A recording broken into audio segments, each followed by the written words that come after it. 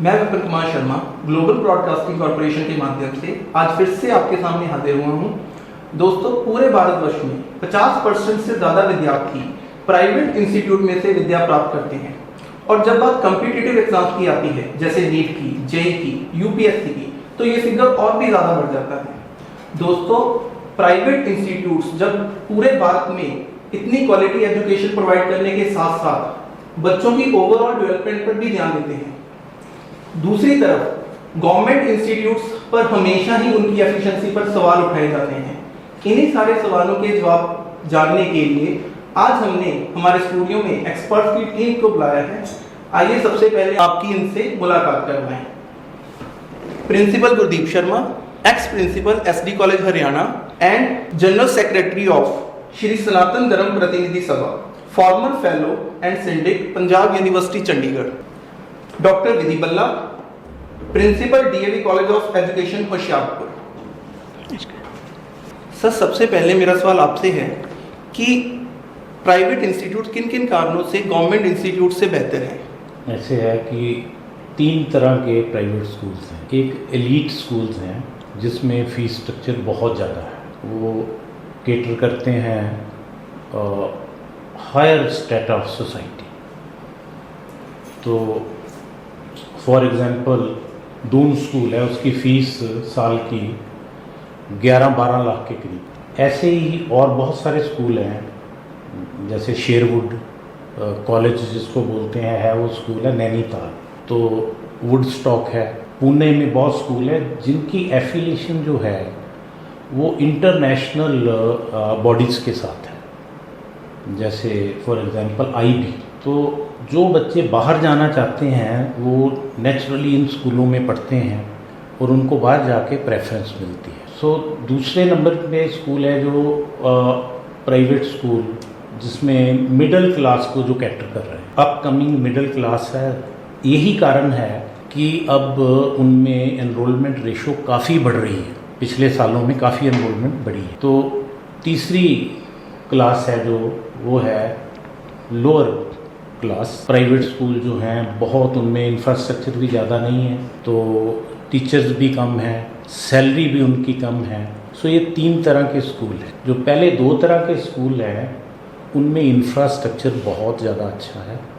First वाले में तो बहुत इंटरनेशनल स्टैंडर्ड का है, और जो मिडिल क्लास को केटर करते हैं उनका इंफ्रास्ट्रक्चर भी अच्छा है, क्वालिफाइड स्टाफ है, और उनकी एफिलिएशन जो है बोर्ड की सीबीएसई से है या आईसीएसई। सो इसलिए पेरेंट्स भी प्रेफर करते हैं कि जिनके पास पैसे हैं कि इन स्कूलों में ही दाखिला कराया जाए, और उनकी आउटकम भी, लर्निंग आउटकम भी बेटर है। डिफरेंट मेथड से, ऑडियो विजुअल एड से पढ़ाया जाता है।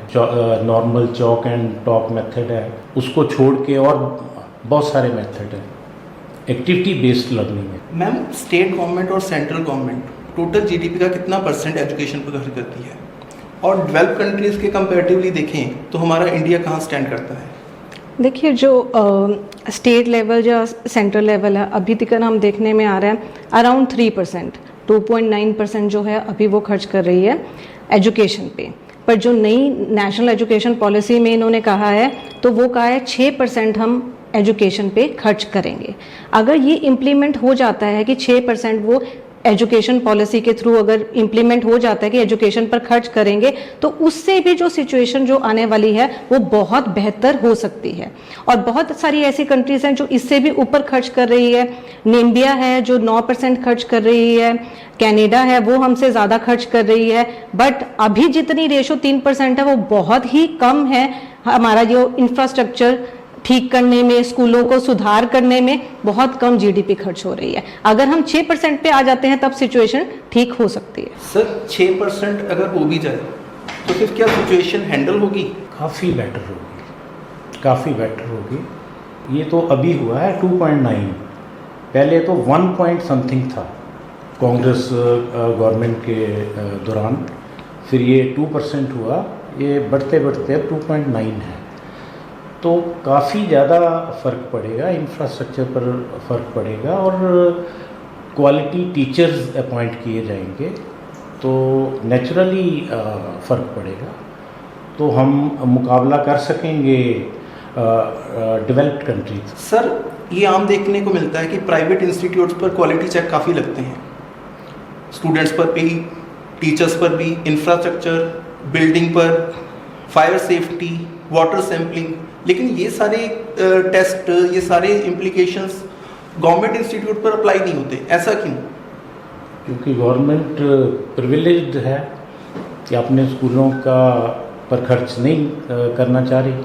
लेकिन सर, लाइफ तो उनकी भी कीमती है ना जो गवर्नमेंट स्कूल्स में पढ़ते हैं।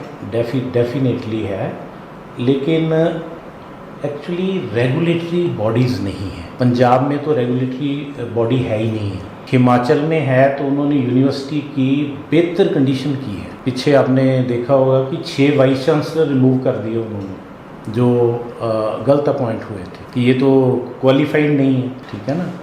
तो इंफ्रास्ट्रक्चर का देखना, टीचर का, फैकल्टी का देखना, लैब्स का देखना, लाइब्रेरी की फैसिलिटीज़ देखना, ये रेगुलेटरी बॉडीज़ जब तक नहीं होंगी तो ये पॉसिबल नहीं है। कुछ स्टेट्स में है, लेकिन पंजाब में अभी तक रेगुलेटरी बॉडी जो है वो नहीं बनी है। तो उम्मीद है सर बनने की? रेगुलेटरी बॉडीज़ जितनी देर तक नहीं बनेंगी उतनी देर तक बड़ा मुश्किल है कि गवर्नमेंट स्कूल्स और इंस्टीट्यूशंस पर भी कंट्रोल कर। अगर इंडिपेंडेंट रेगुलेटरी बॉडी होगी वो गवर्नमेंट इंस्टीट्यूशन पर भी कंट्रोल करेगी। तो जिन स्टेट्स में हैं उनमें बेहतर हुई है कंडीशन। मैम, पॉलिटिकल रैलीज में प्राइवेट इंस्टीट्यूट्स की बसेस को यूज़ किया जाता है, ये कितने % सही है? मेरा ख्याल से तो इतना ज़्यादा सही नहीं है। इससे बच्चों को इनकन्वीनियंस, पेरेंट्स को इनकन्वीनियंस होती है, पर नो डाउट जब गवर्नमेंट के पास उतनी फैसिलिटीज़ नहीं है तो वो प्राइवेट से ले तो सकती हैं बसेस, बट नुकसान आखिरकार रूट्स बदले जाएंगे, उनको एक ही बस में शिफ्ट करना पड़ेगा बच्चों को, पेरेंट्स को वो इनकन्वीनियंस कि किस रूट से लेके आना है, कई बार उसमें बड़ा कंफ्यूजन क्रिएट हो जाती है स्टूडेंट्स में, टीचर्स में। तो ये मेरे हिसाब से ऐसा नहीं होना चाहिए। सर, रेजिडेंशियल स्कूल्स जिनकी आपने सबसे पहले बात की, क्या उनमें पढ़े लिखे बच्चे नॉर्मल प्राइवेट स्कूल्स के कंपैरेटिवली ज़्यादा लाइफ में आगे बढ़ते हैं? मेरे हिसाब से तो है, क्योंकि एक तो उनको बच्चों के साथ रह के उनकी पर्सनैलिटी डेवलप होती है, उनकी एक्सचेंज ऑफ थॉट्स से एनालिटिकल थिंकिंग बनती है। तो नेचुरली देखा गया है कि बेटर परफॉर्म कर, अपने घर से दूर रहते हैं तो नेचुरली उनको हर काम अपने आप करना पड़ता है, तो वो उनकी पर्सनैलिटी में डेफिनेटली इम्प्रूवमेंट होती है। और रेजिडेंशियल स्कूल्स में कोई जो है एक्स्ट्रा क्लासेस के लिए टाइम मिल रहा है बच्चों को, शाम को एक्स्ट्रा करिकुलर एक्टिविटीज़ में जा रहे हैं, स्पोर्ट्स एक्टिविटीज़ में जा रहे हैं, तो इस वजह से उनका बेटर परफॉर्मेंस निकल के आ जाता है। सर, गवर्नमेंट इंस्टीट्यूट में जितने भी टीचर पढ़ाते हैं वो अपने बच्चे को जब दाखिल करवाने की बात आती है तो हमेशा प्राइवेट इंस्टीट्यूट्स में जाते हैं। इवन लीडर्स भी अपने बच्चों को प्राइवेट इंस्टीट्यूट्स में ही एडमिट करवाएंगे, ऐसा क्यों?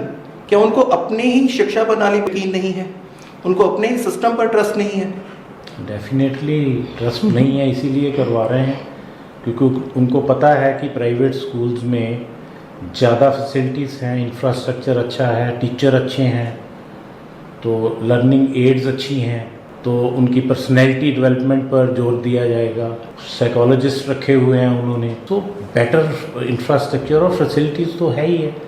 लेकिन अब थोड़ा सा ट्रेंड चेंज हो रहा है, जैसे दिल्ली में भी गवर्नमेंट स्कूल्स को उन्होंने काफ़ी इम्प्रूव किए हैं, 10-12 स्कूल तो उनके काफ़ी अच्छे इंफ्रास्ट्रक्चर और टीचर अपॉइंट अच्छे किए हुए हैं।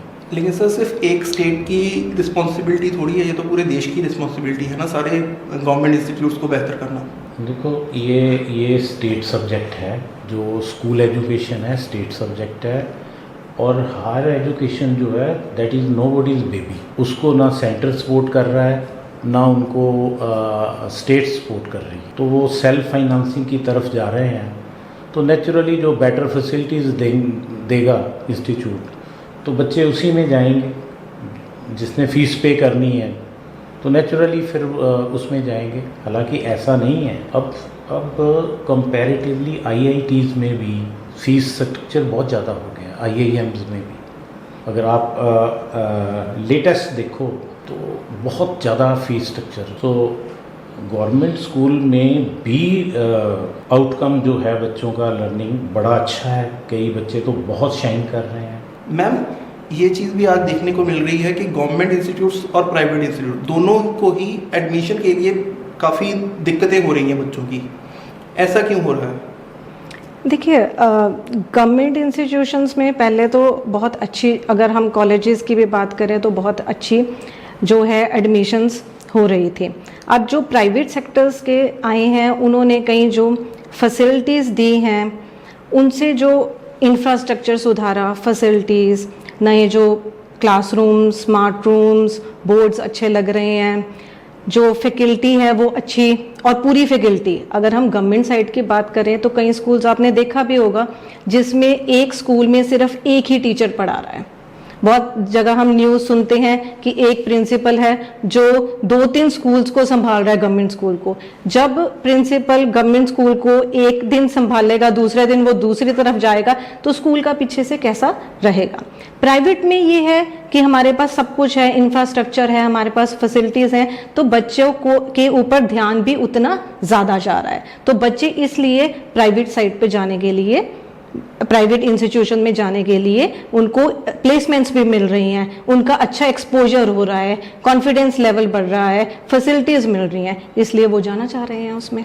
लेकिन मैम कई प्राइवेट इंस्टीट्यूट्स भी, जैसे इंजीनियरिंग कॉलेज की बात करें, काफ़ी खाली हैं। बिल्कुल। और जिसके लिए इंस्टीट्यूट्स रूल्स के अगेंस्ट भी जा रहे हैं आजकल। बिल्कुल। देखिए, इतने बहुत सारे इंस्टीट्यूशंस ऐसे हैं जो क्वालिटी भी नहीं मेंटेन कर रहे, ठीक है, उनकी सिस्टम जो है उन्होंने माल प्रैक्टिसेस पे आ गए हैं, और आखिरकार वो इंस्टीट्यूशन जब नॉन अटेंडिंग सिस्टम्स कर रहे हैं, कोई डमी एडमिशन्स पे आ रहे हैं वो इंस्टीट्यूशन, और ऊपर से माल प्रैक्टिसेस फीसिस के तौर पे ज़्यादा ले रहे हैं, बच्चे टीचर इतने रख नहीं रहे हैं, तो बच्चे कुछ टाइम बाद उन इंस्टीट्यूशन से हट के अच्छे इंस्टीट्यूशंस में जाना पसंद करेंगे, जहाँ पे उनको पूरी फैसिलिटीज़ मिल रही हैं, प्लेसमेंट्स हो रही हैं, पढ़ाई पूरी कराई जा रही है।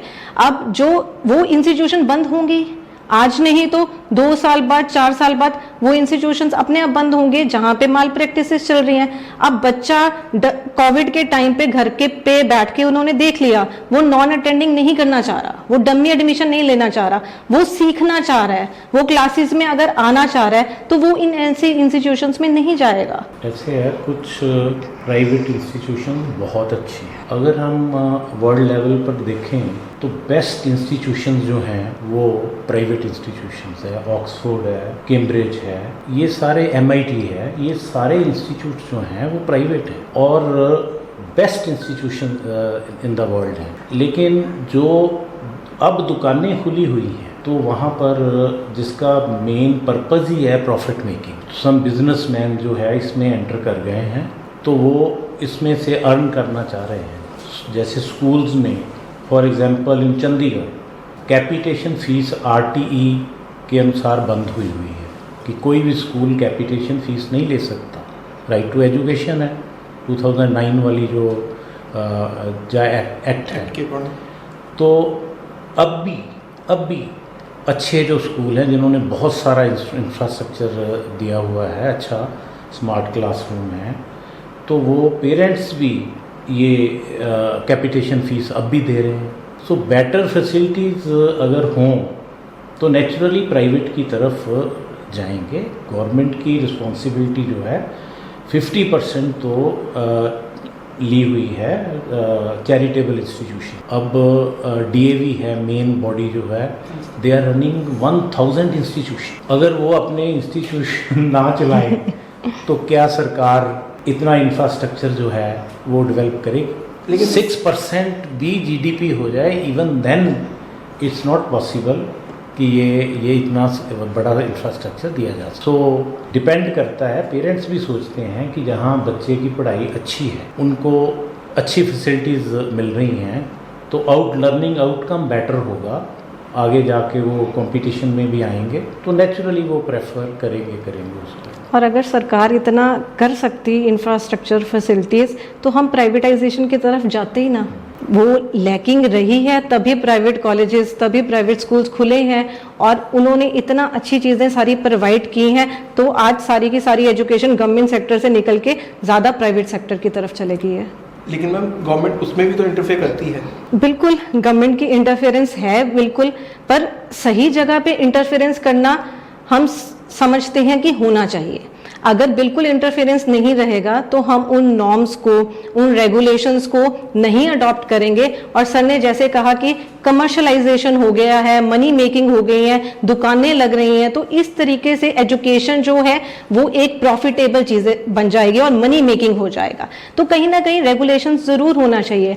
बट एक तरफ अगर मैं कहूंगी कि हमारी जो पॉपुलेशन है वो बिलो पॉवर्टी लाइन, हमारी 27% पॉपुलेशन है, उनके लिए जो स्कूल्स हैं, गवर्नमेंट स्कूल्स हैं, उनको अपडेशन करना भी सरकार का काम है। जो स्कूल्स के इंफ्रास्ट्रक्चर अपने गवर्नमेंट के हैं, जो इतनी पॉपुलेशन वहां पे जा रही है, तो उनके लिए भी सरकार जरूर सोचे और उनको आगे और बढ़ाए। स्कूल ऑफ एमिनेंस हमारे यहाँ पे खुलने स्टार्ट हुए हैं, बट अभी वो रिजल्ट्स नहीं आ रहे हैं। वो रिजल्ट आए और सरकारी स्कूल भी अच्छे अपडेट हुए ताकि स्टूडेंट्स जो हैं उसमें पढ़ सकें। सर हमेशा ये बात सामने आ जाती है कि प्राइवेट इंस्टीट्यूट्स महंगे हैं, वो फैसिलिटीज प्रोवाइड करते हैं लेकिन महंगे हैं। सर प्राइवेट इंस्टीट्यूट्स पर हमेशा ये इल्जाम क्यों लगा दिया जाता है? नेचुरली देखो, प्राइवेट स्कूल की डेफिनेशन क्या है, which are not aided by government, any government body, है ना।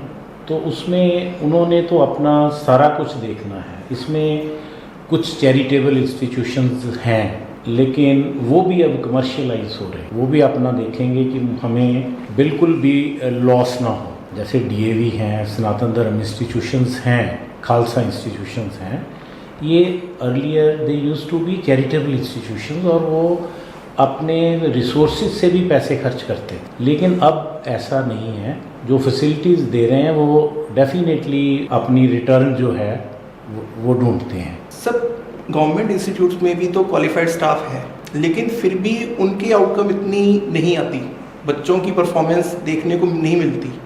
ऐसा है कि प्राइवेट जो इंस्टीट्यूट्स हैं ना, उसमें बड़ी डिसिप्लिन्ड लर्निंग है। मैनेजमेंट को पता है कि हमने अगर ये टीचर को सैलरी दे रहे हैं ना, तो हमने उससे ज़्यादा से ज़्यादा काम लें। तो गवर्नमेंट स्कूल्स में इतना कंट्रोल नहीं है, लैक्सिटी है।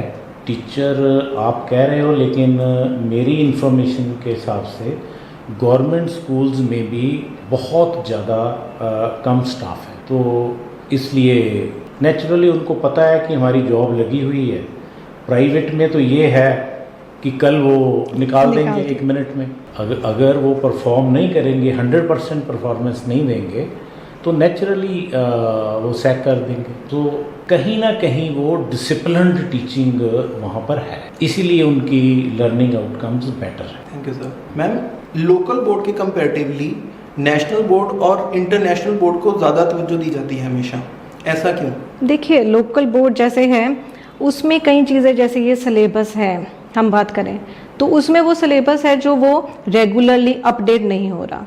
आज की जो नीड के अकॉर्डिंगली है, जो बच्चों की ज़रूरत है, जो स्किल्स, जो टेक्नोलॉजी, जो फैसिलिटीज़ बच्चों को आज चाहिए, उनका जो सिलेबस अपडेट होते होते वो इतना टाइम लैप्स हो जाता है, इतना गैप आ जाता है, तब तक प्राइवेट में वो बहुत आगे जा चुके होते हैं।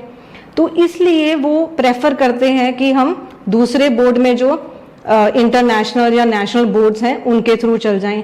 साथ में कुछ ऐसे हैं कि उनके जो सर्टिफिकेट्स हैं उस बोर्ड के, वो उनको आगे भी काम आ रहे हैं। इंटरनेशनल लेवल पर जाना है, अगर उन्होंने बाहर जाना है, तो वो सर्टिफिकेशन जो चाहते हैं कि हमें नेशनल या इंटरनेशनल बोर्ड की हो। ये सवाल मेरा आप दोनों से ही है सर।